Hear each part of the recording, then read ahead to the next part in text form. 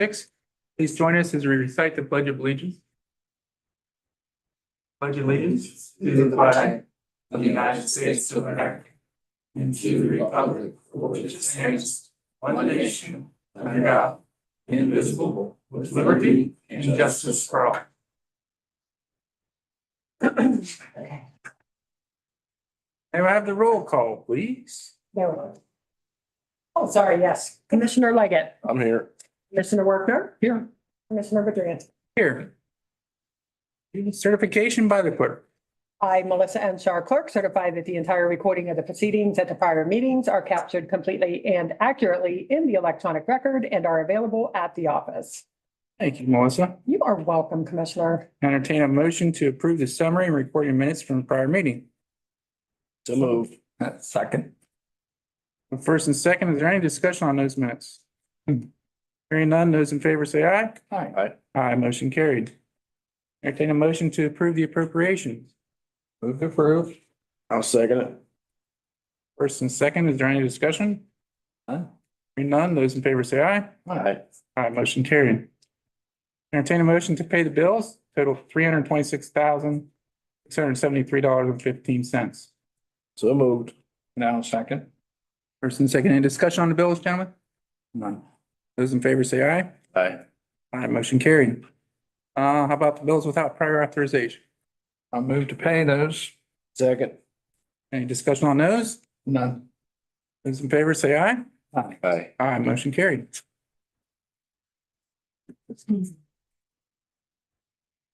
A blanket purchase order to discuss here. This is a request is to increase the amount of blanket POs for the commissioner's repairs and maintenance line. This request has been made the past 2 years to help with administrative efficiency when paying repair invoices. So I'll entertain a motion to allow the commissioner's office to increase their limit on blanket purchase orders for line 10000-1101-53430 from $5,000 to $25,000.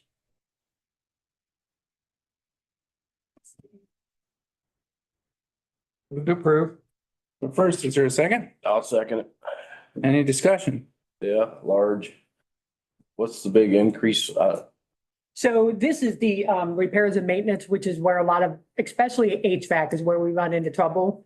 And so you can only have a blanket PO up to $5,000, but then if Best comes in and it's $7,500 and we're just doing a blanket repairs PO, then it's just administratively easier to be able to pay all repairs off of a blanket repairs PO.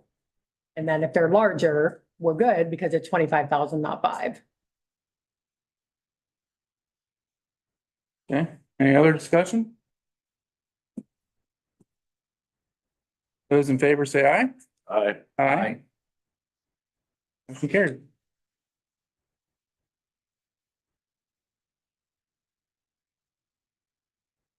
I'd like to advise that Merle Long, our Carroll County Dog Warden, filed his report for the week of January 11th to January 17th, 2026, showing 0 dogs impounded, 3 adopted out, 0 redeemed, 0 euthanized, and no citations given.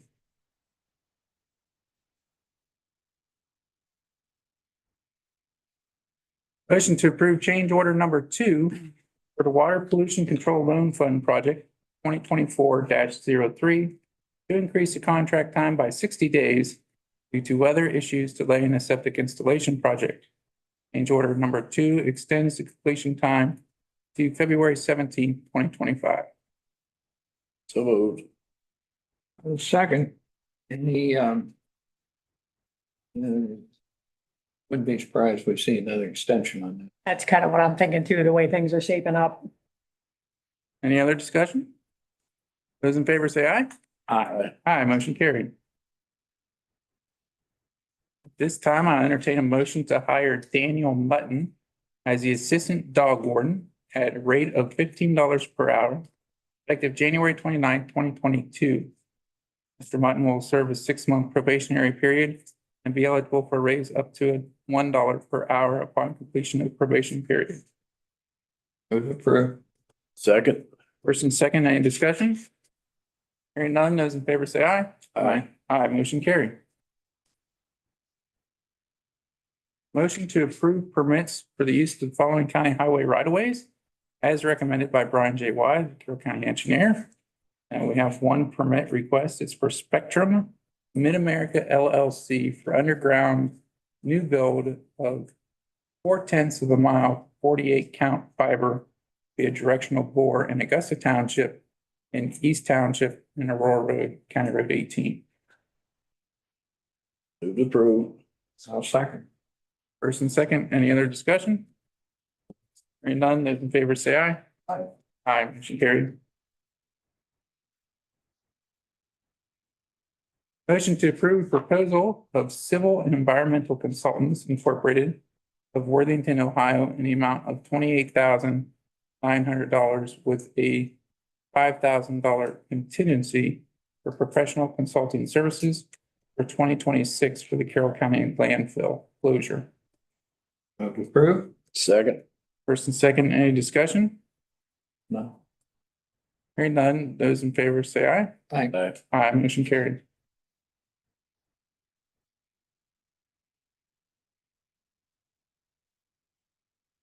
Motion to send the website redesign agreement with Joshua Link to the prosecutor for his review for form and function.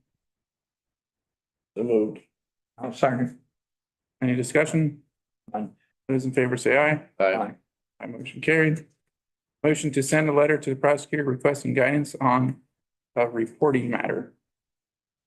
Move to approve. Second. First and second, any discussion? None. Those in favor say aye. Aye. Aye, motion carried. At this time, we have Sonia Turbovich, your transit director. Discuss some policy updates. I do. The first one I'd like to discuss is the procurement policy. And that the most critical update was the FTA circular 4220.1G, which became effective March 20th, 2025. And it officially canceled out the circular 4220.1F. Those changes reflect that the SAM the system awards management, SAM.gov, it replaces all the references throughout the policy with the outdated GSA excluded parties list. The organizational conflicts of interest is a lot stricter. It doesn't just identify and mitigate conflicts at the individual, but as a organization as a whole. And then it has some things about new construction and local hiring for those construction jobs. And then for technical policy differences, it includes a mandatory signed approval table to approve that the local board adopted the new set of standards. It also requires ICE, which is independent cost estimates, to be completed prior to receiving bids for all purchases above the micro purchase threshold. And then the record retention consolidates all retention language to the 5-year rule from the grant closeout. To satisfy both the FTA and the ODOT audit standards. The other thing was the internal spending limits to match the new federal standards. The old was 10,000, the new federal is 15,000, and new Ohio is 15,000. Small purchases, the old federal was 250,000. The new federal is 350,000. Equipment and capital thresholds were 5,000. And those were moved up to 10,000. And a single audit threshold used to be 750, and it was moved up to 100 or 1 million.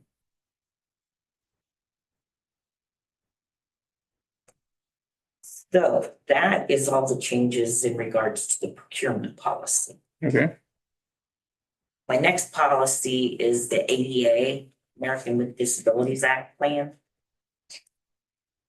The first thing that has changed or updated was the inoperative lifts and ramps.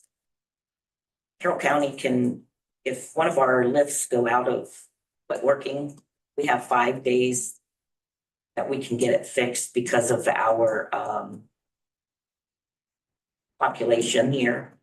So, and we're less than 50,000, which, and then if our vans, if the ramp for some reason quits working electrically, we can manually do it and we can keep it in service. However, if it fails to work manually as well, then it will fall under the lift guidelines, which we have 5 days to fix that as well.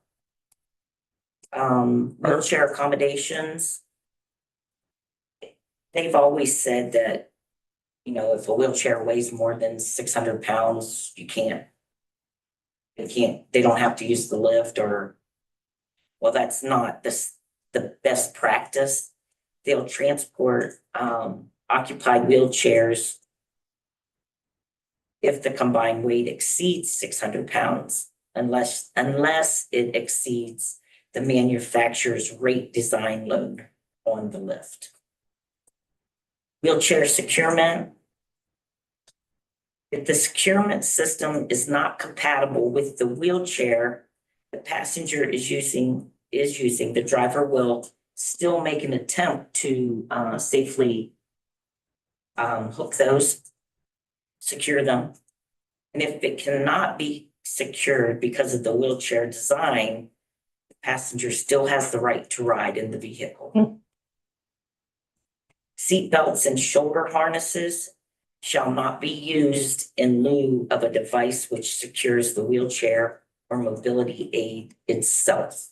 So if the wheelchair can't be secured, you don't want to hook them into with the seat belt because the chair can still, it may injure the, yes. You back up to the one before the one you're discussing now. The wheelchair lift standards. But the securing standard. Oh, I'm sorry. If the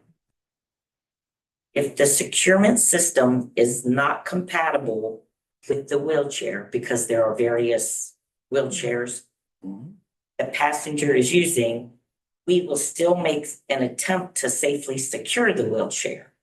Because normally, you have a 4-point tie down. And if for some reason they can't secure it like they were trained, Right. since there's various wheelchairs and they may not be able to secure them with all of those. The passenger still has the right to ride in the vehicle.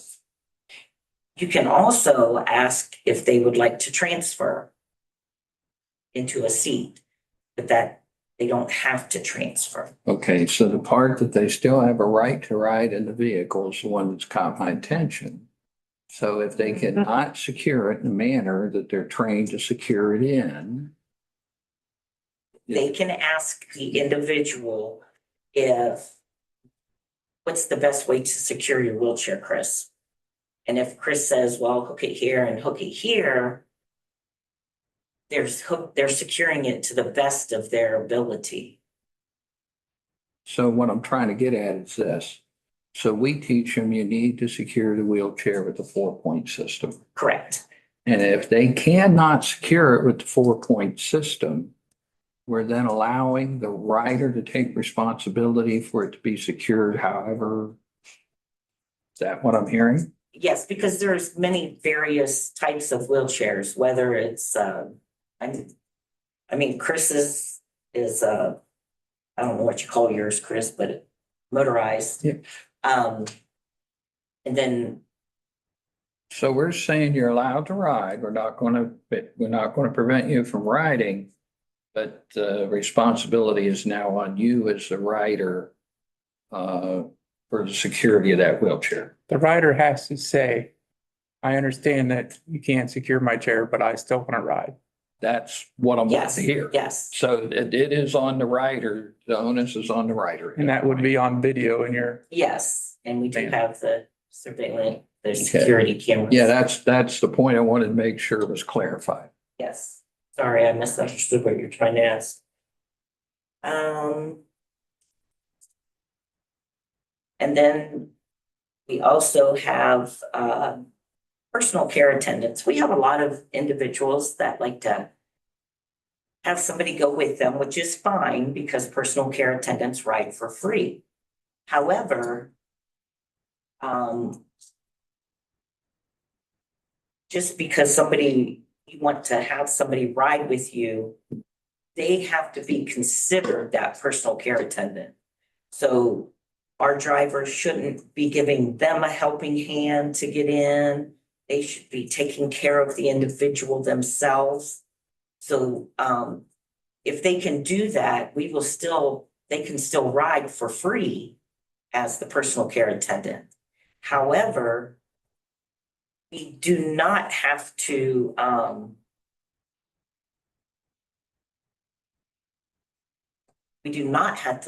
let them ride for free if they're not going to be able to assist that passenger. Do you understand what I'm trying to say? yeah, so just for clarification, the caretaker provides care to the patient, but is not responsible for securing the wheelchair or anything of that nature. That is still correct. on you. That is correct. Yeah. They just need to take care of the passenger as we're going down. Whatever that passenger's needs might be. Right, right. So does your drivers help if a rider's going in to get the house or something? Do they assist them in if they don't have anybody with them? We assist them to the door. Good. And like, I know there was one that we transport to Dover, who the county home sends an aide and the aide takes them in. Now there is one that we take to Canton that we take right to the door. And the county home and I have worked out where that company or whoever it is comes down and picks up that individual and takes them. So we do assist them to the door. And if they needed extra, then we try to work it out with however. The next policy or next part of the policy is all new, and it discusses the disruptive passenger policy. And it provides guidance for handling situations involving disruptive passenger behavior on the transit vehicles or on our property. And the goal is to maintain the safety, security, and comfort of all passengers and employees while ensuring compliance with ADA and FTA requirements.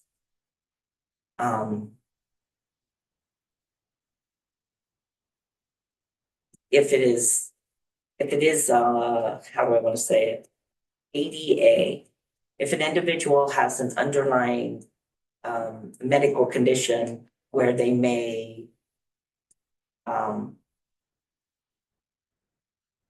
be loud and it's not out of disrespect for anybody, it is part of their medical condition.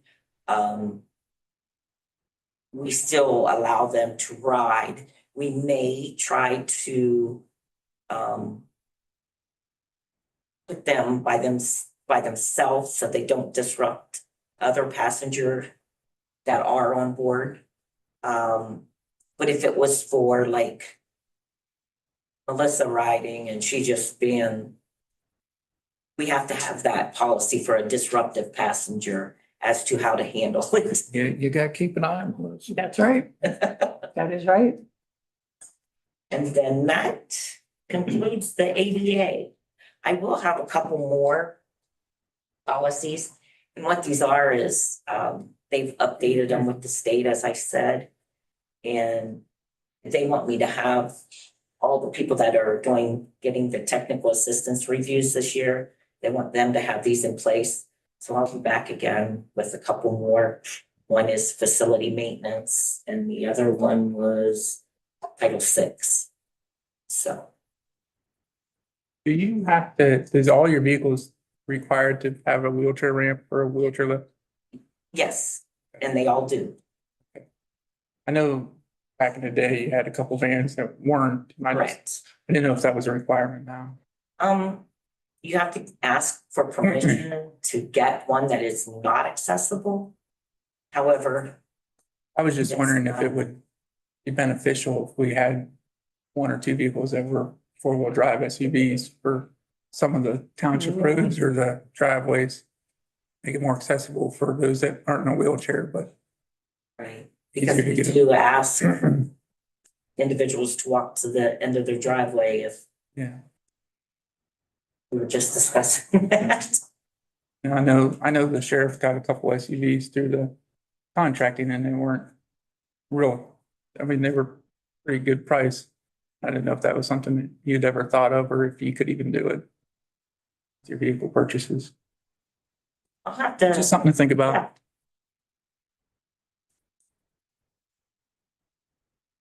Is that all you have to present today then?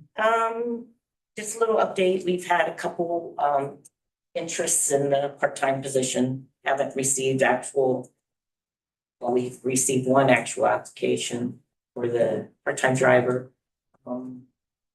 We had interest in the part-time dispatcher as well. No applications have been turned in for that.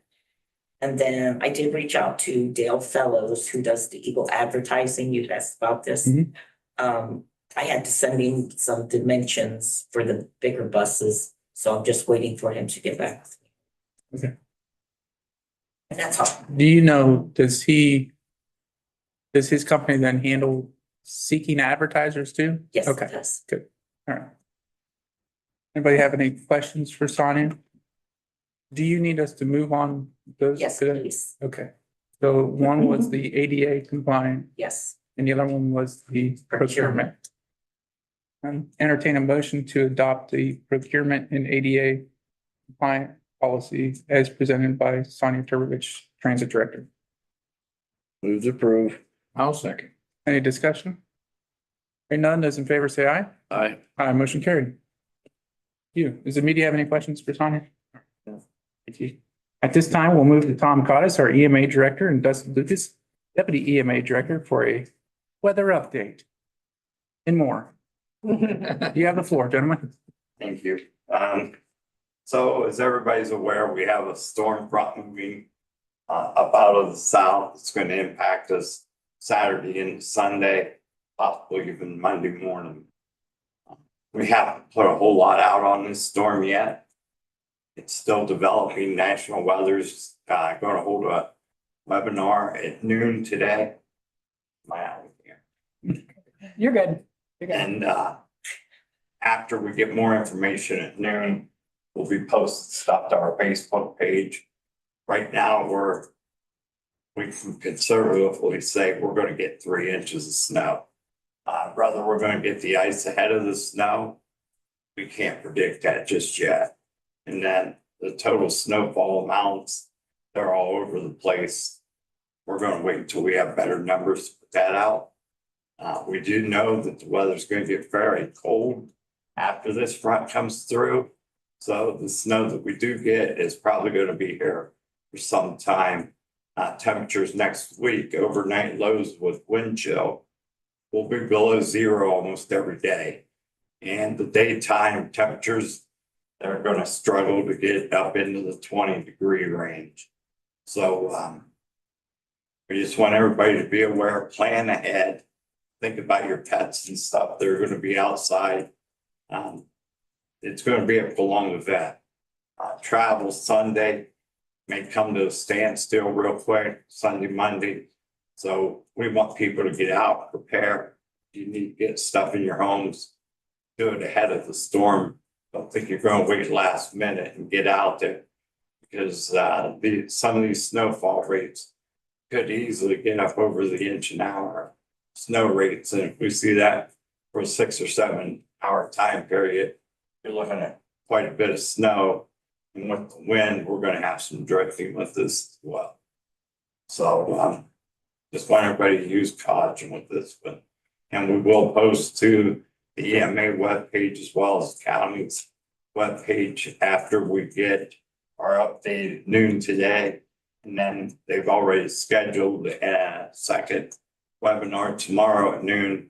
And after that one, we'll get the information out from that as well. And they can find that on your Facebook page. Yes, sir. And I'm sure we'll be on our Facebook page. Sure. All right. Anything else about the weather? All I have for right now. I do want to let people know the water does freeze, and Dustin will talk a little bit about that with what they got into this past week. All right. And what about warming centers? An update on those? We'll get with the libraries, and we will have that posted to our Facebook page as well. We did have them ready to go last weekend. We got 0 requests. So people can reach out to us at the office number. Even if we're not in there, we still get the message, and we'll get arrangements to get them into a place to get more. Are they predicting any wind with this as well? There will be wind. And I think it's important to point out that our EMA works hand in hand with the American Red Cross. So. All in. All right. Thank you. Dustin. So emergency services in this county have had a rather rough 48 hours, most particularly. And within 24 hours, every fire department in the county was at a fire. Most of them were at a structure fire. If we look outside of fire departments, our sheriff's office, our EMS, they were out on various car accidents with pretty substantial injuries on a few of those. All in all, behind that are dispatchers. They were coordinating every call that they were sending us to. So within that 48 hours, I believe we were at, every fire department was at a structure fire. There was 2 just on the outside of the county line in Minerva, a rather large brush fire over in the Waynesburg area. In the middle of the county, we've had 3 structure fires within 24 hours. And then everybody from the southern end of the county was bringing us as much water as we could. As Tom pointed out, the weather was less than ideal for all of us, no matter what we were at, whether it was the car accidents and fires. We dealt with a lot of freezing of hose lines, a lot of freezing of gear, trucks. EMS was driving through less than ideal road conditions. A big thank you to the sheriff's office at these fires. They are usually there pretty quick, and they're giving us updates from the scene. They're helping us out while we're trying to get everything set up. It is a very, very good feeling when you can have all different disciplines and emergency services come together for one common goal, and that's just to help the public and do something good. So I'd like to give a huge acknowledgement to all of our first responders in the county: fire, law enforcement, EMS, dispatch. Also want to thank townships, our road crews, and the county road crews. You might not think of them at emergency calls, but they have been very helpful with spreading salt to keep the roads from freezing so that we could travel with tankers. They've come out and spread ash on driveways to help us get to the fires. Standing by doing traffic control at all these accidents when they've already got a list of things to do. So a very trying time for first responders in our area for 48 hours. But everybody came together, so huge acknowledgement to that. And I just want to make everybody, you guys and the public, aware that we do the best we can, and some of the outcomes weren't the best, but with the conditions that we have and what we have in the county, they did the best they could. Thank you for that update. Also coming together, it seems the community is coming together to help Oh, absolutely. those Yeah. too, as well as I've seen, like there was some pizza being donated to the fire department, and Yeah, I know a lot of fire departments. excavating company was there to help whenever. Yeah, That's a great part about living in Carroll County. absolutely. Absolutely. Because when there's a need, people can see it and they feel it right away. Mhm. Yeah, and without being asked to do so. I mean, it's just, And I think it's important also to recognize that, many of our emergency services are volunteer with the fire departments and Yeah, stuff. limited to no return on the work they do. So it's out of the kindness of their hearts, and it puts a strain on a lot of people in a lot of communities, but a lot of families, but we do it better good. And you know, with these back-to-back fires we had, these guys' gear doesn't necessarily have time to dry. So when you're going into that station, you're throwing on a wet set of bunker gears, you're pretty much froze as soon as you get to the scene. And we had that this past week. And especially Carroll Fire, hats off to them. Those guys, between the call outs for EMS assist, fires, car wrecks, they've had a very, very busy. Yeah. So. And mutual aid came from every corner of the county to help. So great effort by all. And we even had help from like the subcontractors that work for EOG, the plow the pad roads and stuff. They were helping out, helping getting vehicles unstuck, throwing cinders under tires and stuff. You know, I can remember when I was a kid, my grandfather always carried a bucket of ash in the back of his car. Well, you don't see that anymore, but this past week we did because of the ice conditions. And as cold as it was, the salt wasn't working as good as it usually does, especially on our secondary roads. And those guys were out helping out, and like to give a thank you to them as well.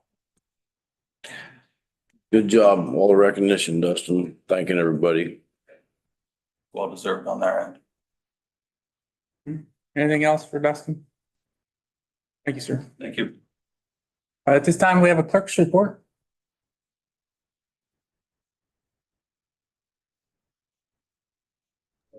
Yeah, sorry, I'm having a little technical difficulty there. Just two things today. Just wanted to advise residents that the Friendship Center Meals on Wheels will be sending out a 2-day supplemental shelf-stable bag to every client on Friday. And also remind them that the Friendship Center is always closed when Carrollton exempted schools are closed for inclement weather. And they also run on a 2-hour delay when the school does. Closures are always reported on WKYC3, WTOV9, and Facebook. And then the only other thing I have is I want to wish Commissioner Madransky a very happy birthday today. And if you see him out today, please wish him a happy birthday. And that's all. All right, thank you. Any questions for her? You thought you were going to skate by. I knew I He wouldn't. knew he wanted You can't be the one that does it all the time and get out of it. So. it. Commissioner Leggett, you have anything for today? I think wish everybody be safe over the weekend. If you have to go anywhere, be safe, try to stay at home, and wish Chris a happy birthday. Thank you. That's all I have for the board. All right, Commissioner Workner? Had a meeting of the Public Defenders Board yesterday. And we're going to see the public defender here on Monday. So I don't want to steal his thunder other than to keep beating on the drum as has been in the past. The reimbursement rates to the county keep sliding away. So we started out in the 90th percentile, and now down to 78% and dropping. Anything else? No, not this time, but happy birthday. Thank you. The only thing I wanted to say was that it got reported incorrectly, or it came from this board incorrectly. The quote for the whirlpool tub for the county home, I think in the newspaper, I seen it listed as 10,000 some odd dollars. That price is actually $21,035. And also in the newspaper, it made it seem that the current one is broken and not able to be used, and that the residents out there were not able to get showered up or bathed. That's not true. The current one is just at its end of life and expected to end of life. So we needed to replace it. So that's what we're doing. They're still able to get bathed out there. So I know that Dawn had received some calls about that. So I want to make that clarified. If there's nothing else, I think I saw that April had a. Yes, I just wanted to clarify, fix something I said. Tanya called, I've read her note wrong.